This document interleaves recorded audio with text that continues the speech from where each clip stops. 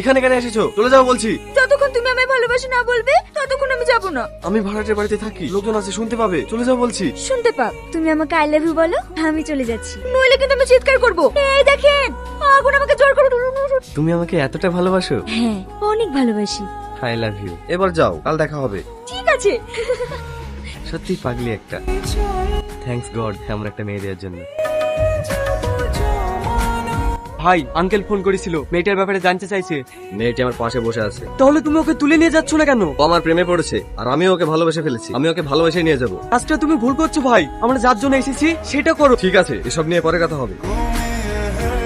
আমি কখনো ভাবিনি কেউ আমাকে এত ভালোবাসবে। আমি তোমাকে পেয়ে অনেক খুশি। তাহলে মহারাজ, তুমি যে আমায় ভালোবাসো এই কথাটা কাল আমার বান্ধবীদের সামনে বলতে হবে।